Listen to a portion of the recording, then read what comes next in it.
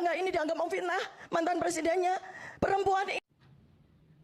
Terus, kalau ndak memfitnah, bahasamu apa, Tifa? Hah? Sampai segitunya loh ya. Bahkan kamu di Twitter tuh pun kamu masih berkoar-koar, kamu menjelek-jelekan Pak Jokowi, menyeret-nyeret nama ibu kandungnya. Kamu mikir, sekarang kamu teriak-teriak playing victim. Se-Indonesia rasa udah gedek sama kamu, tahu nggak? Emang kamu pantas segeralah mungkin kamu sana ke hotel Prodio, gak usah pakai lama. Dasar kamu yang fitnah, kamu yang menyebar hoak, kamu yang membuat gaduh sana sini. Sekarang kamu teriak-teriak, nangis-nangis. Apa gunanya air matamu? Apakah Pak Joko Widodo ikhlas melihat saya di penjara tanpa? Ikhlas banget toh. Pakai nangis secara nangis. Yo ikhlas toh, jelas ikhlas Pak Jokowi. Masuk kabeh wis masuk kabeh. Kok Ibu rumah tangga ini dianggap memfitnah mantan presidennya. Perempuan ini. Halo Ibu Tifa, kenapa menangis seolah-olah Anda itu korban? Kemarin teriak-teriak dengan jumawa, punya kolega dari Eropa, Amerika, terus dari Singapura, terus best friendnya dari PBB. Sekarang nangis katanya ibu rumah tangga memfitnah mantan presiden. Nah, kalau ibu rumah tangga itu yang ngurusin rumah tangga suami, bukan ngurusin ijazah. Ibu rumah tangga apa ilmuwan? Katanya ilmuwan. Kok sekarang ngomong ibu rumah tangga, Bu? Tuh, diketawain sama adik-adik mahasiswa tuh. Masuk lapas, adik-adik kesini kan sangat pingin kan ya, sangat ingin kan ya. Aduh, Tifa lagi. Ini orang gimana sih? Ini stres ya kamu ya? Saking cintamu sama Anies ini stres ya kamu ya? Hanya berdalil ingin lihat ijazah Pak Jokowi. Kenapa sih? Semua nggak pengen lihat, yang nggak pengen lihatnya kamu sama gerombolanmu. Tuh, yang nonton aja, kamu pengen lihat kan dek? Kamu pengen lihat pendangan? Enggak, mereka datang di situ diundang untuk lihat talk show-nya, ya kan? Kok aneh? Saya ngomong iya ya gerombolanmu para lansia tuh, ada Kurnia tuh di situ kan. Ya silakan aja kamu pakai baju oranye. Nah, nggak enak toh kalau dijelek-jelekan netizen, nggak enak toh. Nah, padahal Bareskrim sudah menjelaskan ijazahnya asli, kowe panggara percaya. Meskipun kamu ditunjukkan yang gede matamu, paling ya gak percaya. Ancane kowe stres kok. Stres lu. Gara-gara Pak Anies gak jadi presiden, akhirnya berhalusinasi beliau akan terpilih nanti di dunia internasional yang bagian mana? Waduh, halu. Udah kelihatan gejala nih. Ya silakan nanti pakai baju oranye aja. Ya, katanya siap. Sampai saking stresnya loh kamu lupa kalau kamu dokter ngomong seorang ibu rumah tangga, seorang ibu-ibu, sampai yang menjelaskan pakar, aduh kok zolim ya pada perempuan, mulutnya berbisa. Aduh, saya bosan ya, aku lihat TikTok kayak gini, sampai gemes ya. Di mana-mana Tifa lagi, scroll TikTok, Tifa lagi. Ya ampun Tifa sak gerombolanmu ya, terus no. Silakan, setelah ini nanti kamu pakai baju oranye. Sudah siap kan pakai baju oranye? Ya, makanya coba kamu mulutmu nggak keluar kayak gitu, ya kan? Kita juga tadinya kita nggak kenal siapa lu, nggak kenal. Nah, tiba-tiba kamu nongol kayak gini nih. Sekarang playing victim. Nah, rasanya nggak enak kan kalau dijelek-jelekin para netizen segitu banyak, nggak enak kan? Syukur, kapok. Heran deh. Ya biarin, kayak saya saja kalau dihina-dina kayak gitu tak lapor ke kantor polisi. Bilang seenaknya sendiri. Ya silakan tuh, saya dukung Pak Jokowi memenjarakan gerombolan para lansia yang sakit hati, stres saking cintanya sama Anies kayak gitu dibela-belain. Goblok. Heran deh. Kok bisa sih? Ya kalau kamu siap untuk masuk penjara silakan, nggak usah nangis kayak gitu. Dredek sekali, gemeter tuh badannya, liatin gemeter. Heran deh aku. Kamu tuh kenapa sih stres ini? Lihat aja netizen stres, ya serang aja dia itu, serang terus. Kalau memang kita benar, ya serang aja. Dia merasa benar, sudah dilihatin sama Bareskrim, sama UGM, ya kan? Dia juga alumni, mungkin kalau dia ngomong alumni UGM, emang iya dia alumni UGM. Kasihan itu UGM punya alumni kayak gitu, merusak nama baiknya. alma maternya sendiri aja dia nggak percaya, rektornya sendiri aja dijelek-jelekin. Hanya Anies aja yang dipuja-puja, saking dia falling in love kali sama Anies. Hei, rakyat mana menurutmu? Kita enggak, bukan rakyat Solo.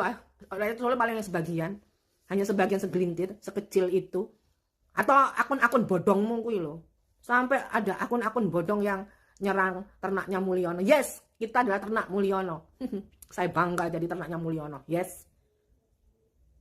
Kamu itu loh. Gemes aku kalau. Udah deh, masuk aja sana Pak Jokowi. Terus masukkan mereka tuh di penjara biar kapok itu mulutnya, biar terbungkam. Biar malu tuh suami dan anak-anaknya punya seorang istri napi. Terus Pak Jokowi lanjutkan. Kalau Pak Jokowi nggak memenjarakan orang-orang yang bermulut ular ini, ya kan? Kita yang marah Pak Jokowi. Pak Jokowi sudah diam seperti itu. Bangga dikeluarkan.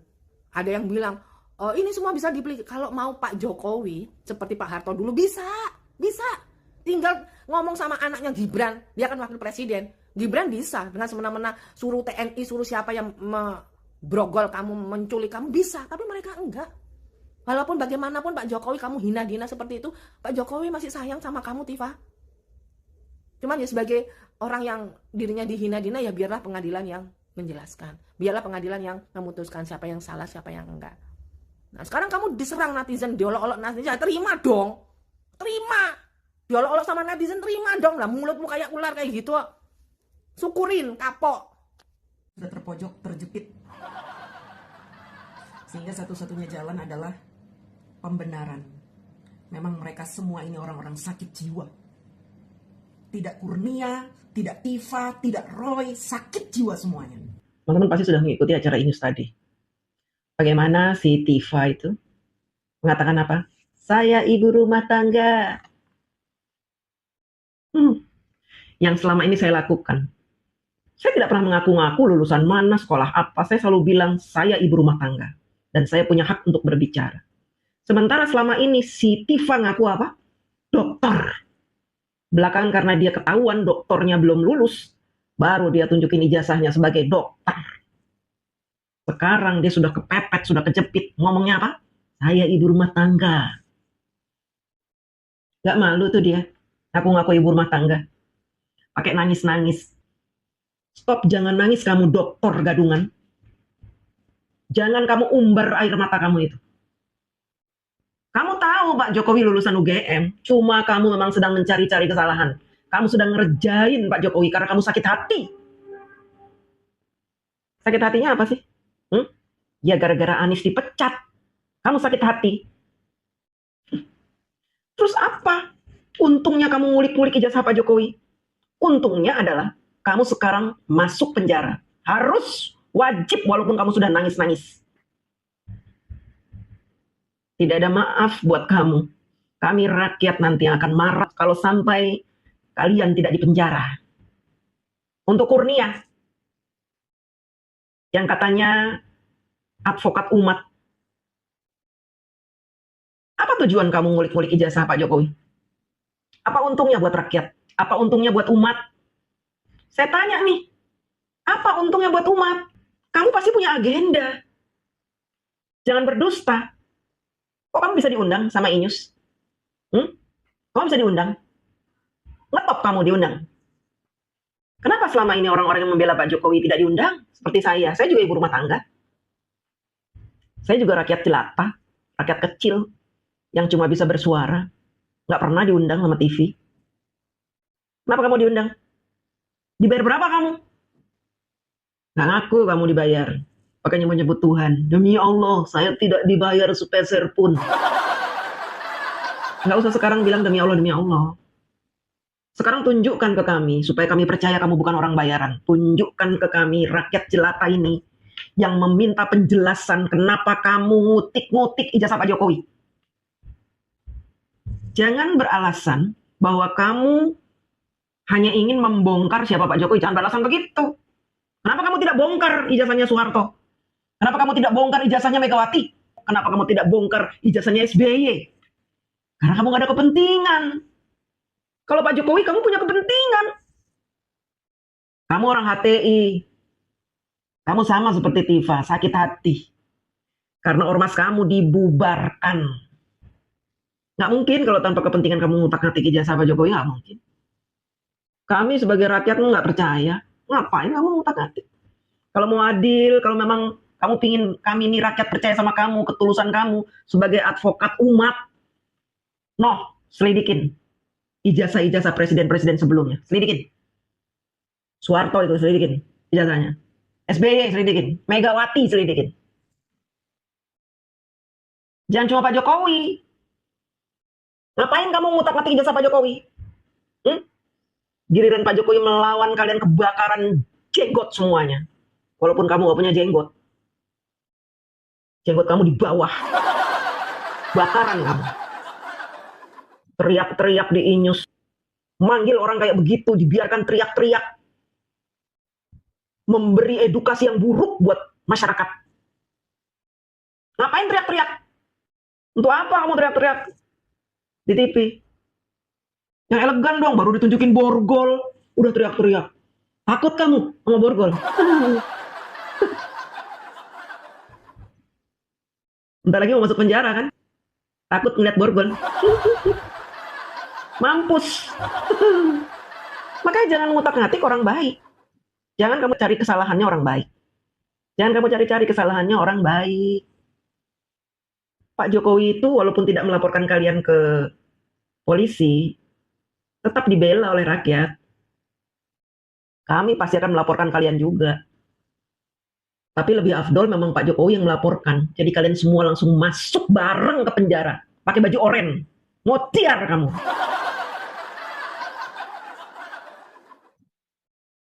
Waktu itu bilang apa kamu? Kalian itu bilang apa? Saya tunggu, saya dilaporkan ke polisi. Saya tunggu. Dengan sombongnya kamu bilang. Kurnia. Video kamu banyak beredar ya. Mulut kamu itu isinya belatung. Dan kamu juga datang ke UGM kan, marah-marahin mahasiswa kan? Hah? Kamu kan itu? Kurnia itu kan? Kurnia kan tuh? Hei Tifa, ngaku-ngaku dokter gadungan. Gak usah kamu sekarang nyebut-nyebut saya ibu rumah tangga. Saya punya anak-anak, saya ibu rumah tangga. Saya gak apa-apa di penjara. Yang penting tunjukin dong ijazahnya. Ngapain ditunjukin ke kamu? Emang kamu siapa? Gak penting kamu itu. Perempuan gak penting kamu itu. Ngaku-ngaku dokter bahasa Inggris belepotan. Malu-maluin. Selama ini di podcast-podcast kamu sombong, menghina Gibran. Katanya ijazahnya palsu. Gibran katanya begini-begini, bahasa Inggrisnya begini-begini. Ternyata kamu gak ada kualitasnya. Sekarang nangis-nangis ngapain? Cari perhatian. Cari belas kasih. Gak usah cari belas kasih. Kami sudah muak dengan kalian. Gak usah cari belas kasih. Gak usah kamu cari perhatian, ya. Kami tidak akan pernah mau memaafkan kalian. Tukang gaduh. Kalau di era Soeharto kamu begitu ya. Udah hilang kalian itu. Tenggelamin ke laut. Dimakan ikan hiu kalian itu. Masih mending di penjara, paling cuma 12 tahun. Lu masih bisa menghirup udara bebas. Setelah 12 tahun, nyawa kamu masih aman. Pak Jokowi tidak pernah menggunakan powernya untuk menindas kalian. Selama ini kalian menghina beliau 10 tahun. Dihina Pak Jokowi diam saja. Setelah selesai masa jabatannya kalian hina terus. Brengsek kalian itu ya. Brengsek kalian itu. Mohon maaf teman-teman. Saya tidak bisa menahan diri lagi untuk menghadapi mereka. Dan tadi saya juga ngelihat si Roy Suryo. Cengengesan. Ngapain Roy kamu cengengesan? Merasa dapat panggung terus ya? Dari TV ya? Bangga dipanggil-panggil TV itu. Merasa jadi orang populer sekarang. Kamu mau nyalonin jadi apa? Tahun 2029? Ingin jadi bupati? Wali kota? Gubernur? Nggak akan ada yang milih Roy. Rakyat nggak mau punya wakil seperti kamu itu. Cengengesan. Masa wakil rakyat cengengesan? Udahlah Roy. Sudah stoplah kamu bermain drama-drama di atas panggung. Seolah-olah penting untuk membahas ijazah Pak Jokowi. Nggak penting Roy. Tidak ada undang-undang yang memerintahkan kita atau membolehkan kita mengulik-ulik ijazah presiden. Nggak ada undang-undangnya. Assalamualaikum warahmatullahi wabarakatuh. Pemirsa di seluruh Indonesia, bertemu kembali dengan saya Irma Suryani di Irma Suryani Bicara. Pemirsa, kali ini saya ingin membahas terkait dengan pernyataan seseorang yang mengatakan bahwa apa nggak boleh orang bertanya. Nah, saya ingin menyampaikan definisi bertanya. Bertanya adalah ekspresi keingintahuan seseorang akan sebuah informasi yang dituangkan dalam sebuah kalimat tanya atau ujaran yang bertujuan untuk meminta informasi kepada orang tersebut. Nah, saya ingin menyampaikan kepada kita semua bahwa kalau kita bertanya, tentu kita ingin memperoleh jawaban. Dan kalau sudah dijawab, tentunya harusnya clear, selesai. Nah, tapi kalau tidak selesai, maka itu bukan sebuah pertanyaan, tapi diskusi atau penelitian. Nah, sekarang kalau kita bertanya kemudian dijawab tidak puas, maka kemudian pertanyaan itu bisa ditanyakan, ya, jawabannya kepada institusi yang memang berwenang, yang memang terkait dengan pertanyaan tersebut. Contoh, misalnya ada orang yang mempertanyakan ijazah Pak Jokowi. Ya dijawab oleh Pak Jokowi bahwa ijazah saya asli. Nah, kemudian orang itu nggak puas. Nah, kemudian Pak Jokowi bilang, ya kalau nggak puas silahkan tanya UGM. Karena UGM yang mengeluarkan ijazah tersebut. Nah, UGM kemudian menjawab bahwa ijazah Pak Jokowi asli. So what? Apalagi gitu. Masa nanya ijazah ke polisi? Nanya ijazah mau sampai ke Singapura? Aneh kan gitu ya. Maka itu bukan pertanyaan, tapi itu adalah pemaksaan kehendak orang bertanya, tapi jawabannya harus sesuai dengan apa yang ada di pikiran dia. Itu bukan bertanya, itu menyelidiki. Nah, kalau menyelidiki silahkan selidiki secara ilmiah gitu, ya, secara data, fakta. Maka kemudian yang harus dilakukan adalah tanya ke yang mengeluarkan ijazah tersebut. Nah, kalau kemudian UGM sudah menyatakan itu asli dan siap menjadi saksi, apalagi yang harus diributin gitu. Ini bukan persoalan bertanya, ini soal tuduhan. Beda ya pertanyaan dengan tuduhan. Nah, itu yang ingin saya sampaikan kepada pemirsa di seluruh Indonesia. Maka kemudian, kenapa Pak Jokowi baru sekarang melaporkan hal ini kepada kepada kepolisian? Karena kalau dulu beliau masih menjadi presiden, dilaporkanlah orang-orang ini, maka apapun hasilnya, orang-orang ini akan mengatakan bahwa Pak Jokowi menggunakan kekuasaannya untuk melakukan pembenaran, ya. Nah, maka kemudian setelah Pak Jokowi tidak menjadi presiden lagi dan menjadi orang biasa, Pak Jokowi kemudian mau menanggapi ini secara hukum. Dilaporkanlah orang-orang ini ke polisi. Karena apa? Karena beliau sudah menjadi rakyat jelata. Maka hari ini karena dikatakan sudah terlalu berlebihan, fitnah, hoax, dan lain sebagainya, maka Pak Jokowi mengambil tindakan. Nah, anehnya lagi, ketika yang beliau sudah menjadi rakyat biasa pun masih nggak percaya, ya, dengan mengatakan bahwa Kapolrinya adalah pilihan Pak Jokowi dan lain sebagainya. Aduh, ini kan namanya pemaksaan kehendak. Mau apa lagi? Ya kan nanti setelah itu apa lagi? Sudah misalnya ada Pak Kapolri diganti dan tetap menyatakan bahwa itu adalah asli. Mau diganti lagi? Saya kira ini benar-benar satu tindakan ceroboh, ya, tindakan yang berlebihan, yang tidak pada porsinya, ya. Jadi jangan mengatakan bahwa bertanya apa, emang kita nggak boleh bertanya? Ya boleh, tapi bertanya itu kalau sudah dijawab, ya sudah. Apalagi yang menjawab adalah institusi terkait. Nah, kalau masih ngotot, ya, dengan kalimat bahwa nggak percaya lagi dengan institusi tersebut, ya berarti itu tuduhan, bukan pertanyaan. Begitu pemirsa di seluruh Indonesia. Saya ingin menyampaikan, jangan kita mau diadu domba, jangan terus-terusan mau mengikuti kegaduhan-kegaduhan yang diciptakan oleh orang-orang yang tidak bertanggung jawab, sebagaimana yang disampaikan oleh Presiden Prabowo Subianto di Hari Kesaktian Pancasila kemarin. Kami orang-orang cerdas, orang-orang bersih hati ini, ya, termasuk Presiden juga mengkhawatirkan ada agen-agen asing yang berkeliaran di Republik ini, yang terus-menerus, ya, dipergunakan oleh agen-agen asing, oleh orang-orang asing ini untuk mengaduk-ngaduk Indonesia, untuk menghadap-hadapkan rakyat dengan rakyat dan rakyat dengan pemerintah. Hati-hati terhadap agen-agen asing ini. Mereka bekerja bukan untuk bangsa Indonesia, tapi justru menjadi pengkhianat bangsa dengan bekerja dengan negara-negara asing yang memang berkepentingan untuk menghancurkan Indonesia. Jadi sekali lagi, yuk kita sama-sama jaga Indonesia kita, jangan sampai diadu domba oleh agen-agen asing yang ada di Republik ini. Salam keindonesiaan. Pak Joko Widodo ikhlas melihat saya di penjara tanpa beliau Mewek lu, Tifa. Nangis lu. Sangat ikhlas Pak Jokowi, sangat ikhlas. Masukkan mereka ke Hotel Praudio. Masukkan, kita udah enak tuh lihat wajah-wajah mereka. Tuh lihat seluruh netizen, seluruh rakyat Indonesia yang waras, yang bukan gerombolnya dia, ya. Sudah enak. Dia sudah berusaha membodong-bodohi sebagian besar rakyat Indonesia, ya, yang mendukung Pak Jokowi, yang waras gitu. Kita sudah enak Pak, udah bawa sana. Udah segera dipenjarakan saja, kok enak dia yang menabur genderang perang di awal. Terus Pak Jokowi memaafkan lu, katanya udah siap masuk penjara.